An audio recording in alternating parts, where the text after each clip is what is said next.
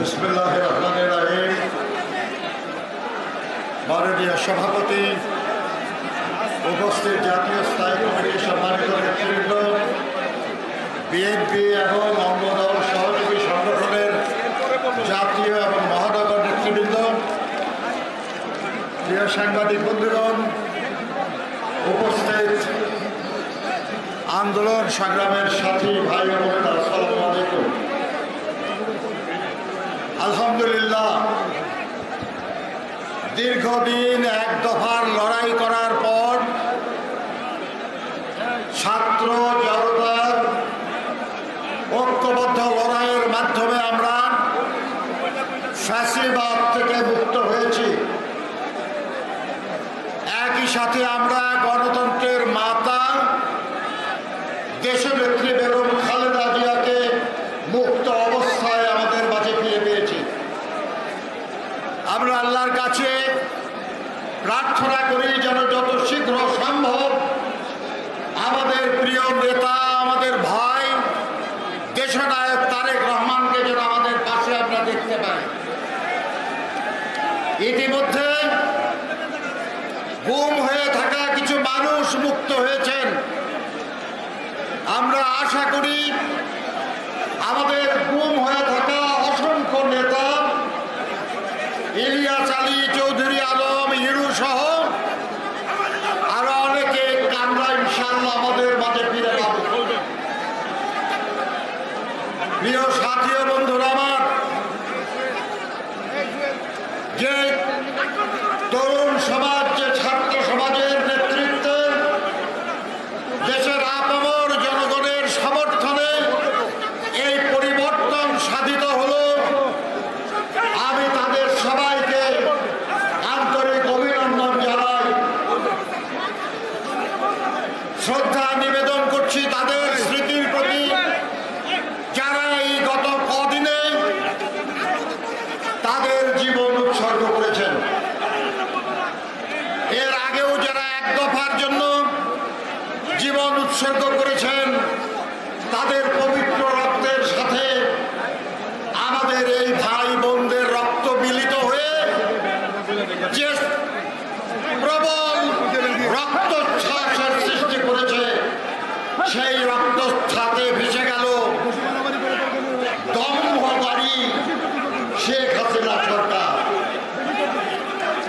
আর তাদের সেই ধ্বংসস্তূপের উপর আগামী দিনে একটি গণতান্ত্রিক, সমৃদ্ধ, শান্তিপূর্ণ এবং মানবিক বাংলাদেশ গড়ার যে স্বপ্ন আমরা মুক্তিযুদ্ধের সময় দেখেছিলাম, সেই স্বপ্ন পূরণের দায়িত্ব আজ আমাদের উপর অর্পিত হয়েছে।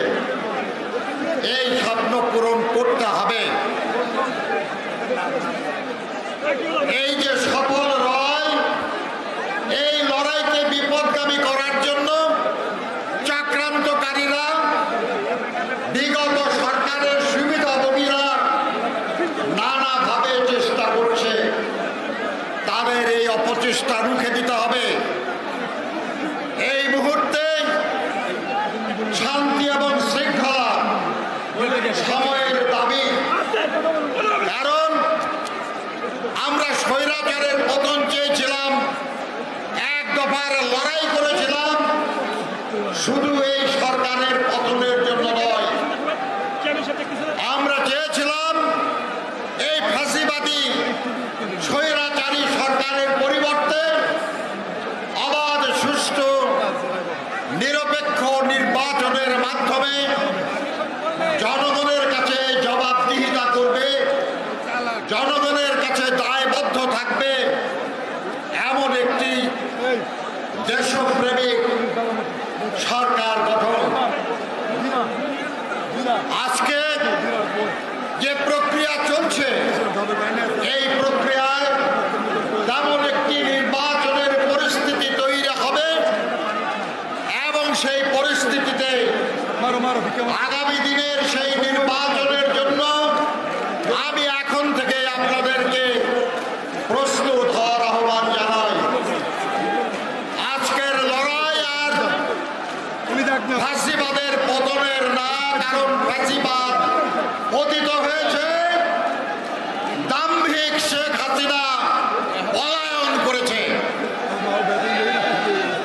আজ আমাদের কাজ হলো দলকে শক্তিশালী করা, অঙ্গ সংগঠন সহযোগী সংগঠনগুলোকে শক্তিশালী করা, জনগণের সঙ্গে সংযুক্তি বাড়ানো, তাদের মধ্যে আমাদের আদর্শের কথা বলা, শহীদ জিয়ার আদর্শ, দেশনেত্রী বেগম খালেদা জিয়ার আদর্শ, দেশনায়ক জনাব তারেক রহমানের আদর্শ।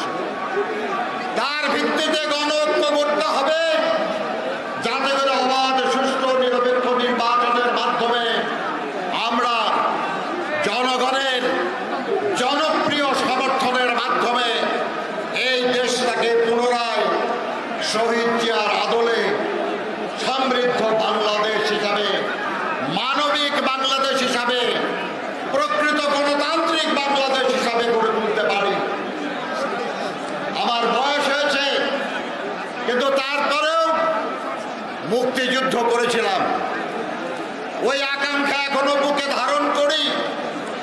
সেই আকাঙ্ক্ষা বাস্তবায়নের যে সময় এসেছে, এই সময়ে আমি আপনাদের সাথে লড়াইয়ের ময়দানে থাকব, এই আকাঙ্ক্ষা ব্যক্ত করে আপনাদের সবাইকে দীর্ঘদিন যে কষ্ট আপনারা করেছেন, সেই কষ্টের জন্য ধন্যবাদ জানাই। এদেশের কৃষক, এদেশের শ্রমজীবী মানুষ, এদেশের ছাত্র সমাজ, এদেশের যুব সমাজ, এদেশের নারীরা সবাই একটা পরিবর্তনের আকাঙ্ক্ষায় বুক বেঁধে আছে। তাদের সেই আকাঙ্ক্ষা পূরণ করতে হবে এবং আমি দৃঢ়ভাবে বিশ্বাস করি, শহীদ জিয়ার সাথে কাজ করেছি, দেশনেত্রী বেগম খালেদা জিয়ার সঙ্গে কাজ করেছি, তারেক রহমানের সঙ্গে কাজ করছি। সেই বিশ্বাস থেকে বলছি যে আমরাই পারবো ইনশাআল্লাহ এই